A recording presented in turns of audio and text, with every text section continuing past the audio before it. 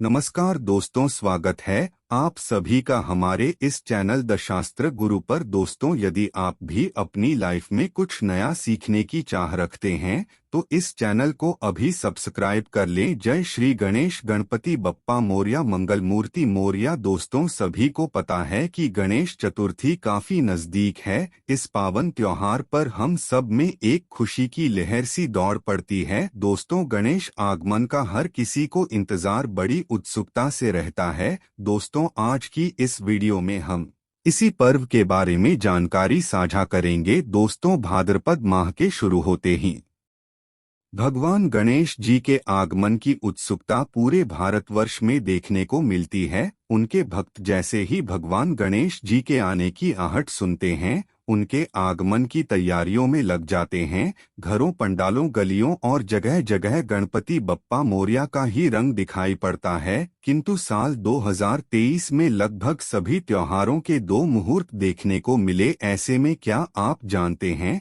कि 2023 में गणेश चतुर्थी किस दिन की है और गणपति बप्पा को घर में लाने का शुभ मुहूर्त क्या है? क्या आपको गणेश जी की स्थापना की विधि के बारे में पता है?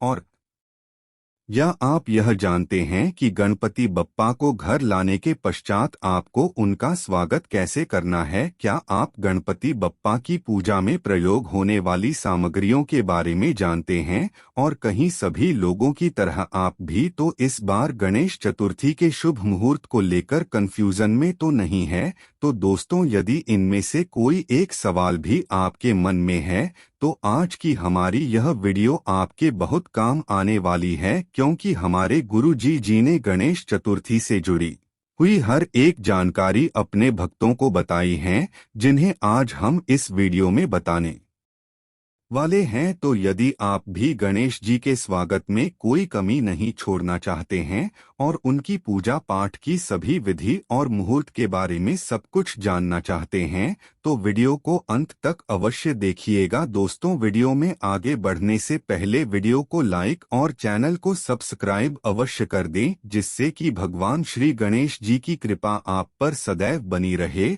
और एक छोटी सी आपसे गुजारिश करूंगा कि अपनी मर्जी का कोई भी प्यारा सा गणपति जी का नाम कमेंट बॉक्स में अवश्य लिखें। चलिए वीडियो में आगे बढ़ते हैं। दोस्तों, गुरुजी गणेश महिमा को बताते हुए कहते हैं कि भगवान गणेश जी को सभी देवताओं में प्रथम पूज्य होने का वरदान मिला हुआ है। तो शुभ कार्य चाहे कोई भी हो, कोई पूजा हो, किसी का विवाह हो, कोई हवन हो या फिर आपके घर या दुकान का मुहूर्त हो, सबसे पहले भगवान गणेश जी की स्थापना और पूजा की जाती है। गुरुजी कहते हैं कि भगवान गणेश जी विघ्नहर्ता है और उनके आगमन के साथ यदि आप किसी भी शुभ काम की शुरुआत करते हैं तो आपके किसी भी काम में कोई भी बाधा नहीं आ सकती, आपको शुभ परिणाम भी देखने को मिलते हैं। तो हमारे गुरुजी चाहते हैं कि आप भगवान गणेश जी की सेवा में कोई भी गलती ना करें, इसीलिए गुरुजी ने भगवान गणेश जी की स्थापना का शुभ मुहूर्त, उनकी स्थापना की तिथि और विसर्जन की तिथि के साथ बाकी सभी जानकारी अपने भक्तों के साथ साझा की है।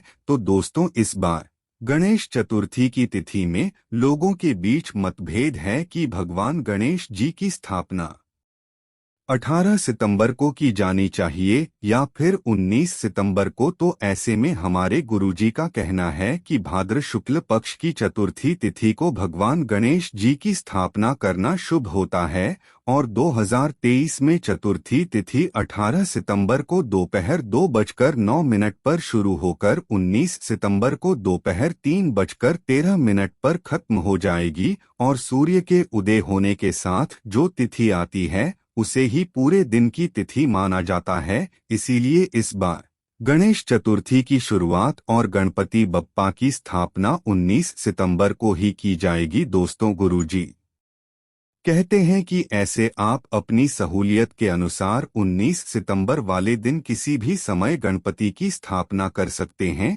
किंतु यदि कोई भी शुभ काम शुभ मुहूर्त के साथ किया जाता है तो वो विशेष फलदायी होता है। इसीलिए गणेश जी की प्रतिमा की स्थापना का शुभ मुहूर्त गुरु जी ने 19 सितंबर को सुबह 11:07 से दोपहर 1:34 तक का बताया है। यदि आप अपने घर में गणेश जी की स्थापना करना चाहते हैं तो इस समय के बीच आप गणेश जी की स्थापना कर सकते हैं। ले यदि आप शुभ मुहूर्त के समय पर स्थापना नहीं कर पाते हैं तो आप प्रदोष काल से पहले किसी भी समय गणेश जी को अपने घर में लाकर विराजमान कर सकते हैं। दोस्तों, आजकल सभी लोग गणेश जी को अपने घर में स्थापित करने लगे हैं, किंतु गणेश जी की स्थापना से पहले आपको कुछ नियम और कायदे अवश्य जान लेने चाहिए ताकि गणेश जी की पूजा में आपसे कोई भी गलती ना हो और आपको गणेश जी की सेवा का पूरा फल मिल सके। तो ऐसे में भगवान गणेश जी की पूजा से जुड़ी हुई सारी विधि और नियम हमारे गुरु ने अपने भक्तों को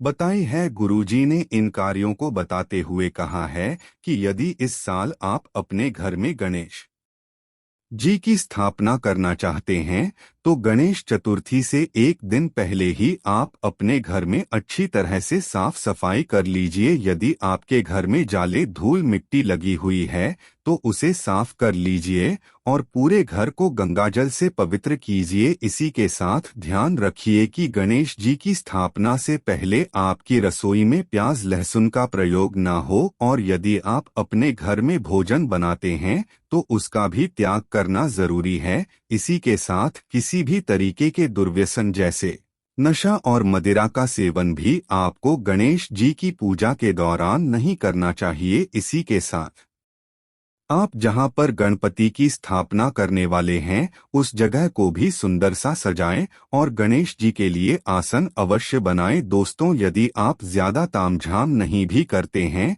तो कम से कम एक चौकी पर लाल रंग का कपड़ा बिछाकर आप उस पर हल्दी और चावलों से स्वस्थ अवश्य बनाएं और इसी के पश्चात ही जी को यहाँ पर विराजमान कीजिए। साथ ही भगवान गणेश जी को घर में लाते समय ये ध्यान रखिए कि जब आप गणेश जी को अपने घर में लाए तो उनके ऊपर लाल या पीले रंग का कपड़ा ढककर अवश्य लाएं। सबसे पहले गणेश जी का मुख अपने घर की तरफ कीजिए और प्रवेश द्वार पर ही उनकी आरती अवश्य करें। दोस्तों, में ऐसा इसलिए किया जाता है क्योंकि गुरुजी का कहना है कि जब हम अपने घर में गणेश जी की स्थापना करते हैं तो सबसे पहले गणेश जी को अपना घर ही दिखाना चाहिए। ऐसा करने से वह प्रथम आप पर और आपके घर पर ही अपनी कृपा बरसाते हैं। गणेश जी को घर में लाने के पश्चात सबसे पहले उन्हें आसन पर स्थापित करें और दोबारा से उनकी आरती करें। इसके पश्चात आप गणपति के लिए प्रसाद अवश्य बनाएं। अब भाई, ये तो